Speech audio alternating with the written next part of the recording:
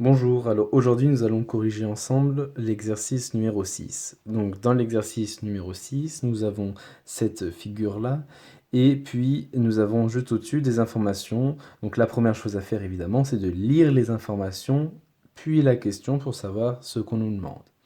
Donc lisons-les et puis en même temps on repère où se situent les objets géométriques dont on nous parle. Donc les droites AB ici, CD ici et EF ici sont parallèles entre elles. Alors, nous verrons juste après que cette information est très importante. Elle n'est pas là pour faire joli. On nous dit ensuite que le point R appartient à la droite AB, que le point S appartient à la droite CD et que le point T appartient à la droite EF. Alors vous allez me dire, ah oui, mais ça se voit. Mais un dessin, c'est jamais la réalité. Donc, on nous le précise. Et puisque c'est précisé ici dans le texte, et bien maintenant, on en est sûr. Qu'est-ce qu'on nous dit d'autre? On nous donne la mesure de l'angle BRS. Donc, on va l'écrire ensemble. Je vais prendre le stylo noir. Donc, BRS, donc on suit dans l'ordre. BRS, c'est ici. Et donc, cet angle mesure 20 degrés. Je le mets en noir. On nous donne la mesure d'un autre angle. Je vais changer de couleur. L'angle RST. Donc, on suit dans l'ordre.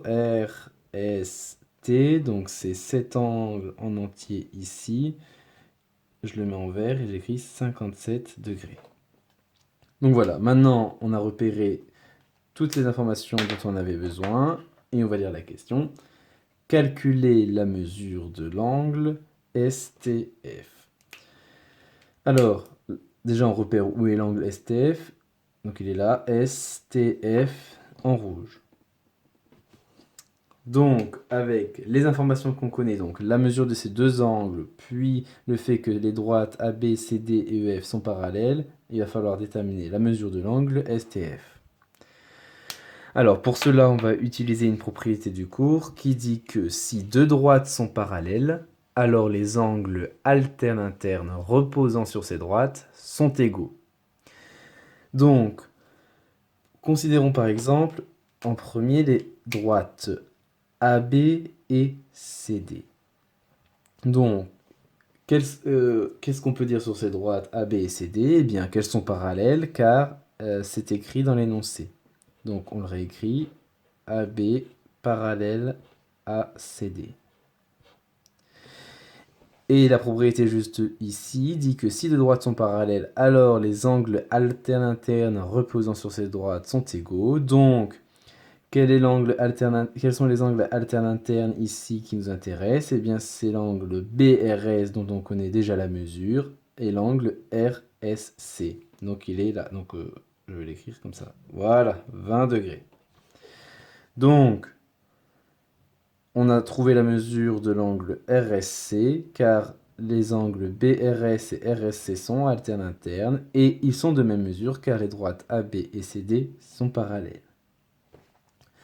Maintenant, on peut déterminer la mesure de l'angle CST, ici en bleu. CST, comment on fait? Eh bien, la mesure de l'angle en bleu, c'est la mesure de l'angle en vert tout entier, moins la mesure de l'angle en noir, ici. Donc, 57, la mesure de l'angle en vert, moins 20, la mesure de l'angle en noir, égale 37 degrés. Donc, l'angle en bleu, ici, mesure 37 degrés. Mais qu'est-ce qu'on peut dire des angles bleus et rouges? Eh bien, les angles bleus et rouges sont des angles alternes internes. Alors, on rappelle au passage ce que sont deux angles alternes internes.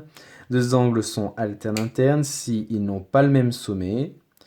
Ils sont de part et d'autre de la séquente et ils sont tous les deux à l'intérieur des deux droites ici, CD et EF. Donc, l'angle en bleu SCT et l'angle en rouge, non pardon, l'angle en bleu CST et l'angle en rouge STF sont alternes internes et comme les droites CD et EF, CD et EF sont parallèles, alors la propriété juste au-dessus nous dit que les angles alterne et interne sont égaux. Donc, l'angle en rouge qu'on cherchait, STF, est égal à 37 degrés. Donc,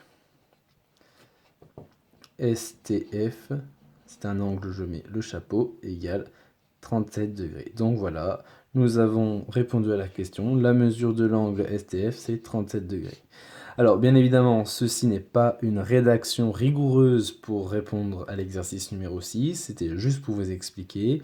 Donc, vous retrouverez la rédaction rigoureuse de cet exercice dans la version écrite qui est aussi disponible sur Moodle.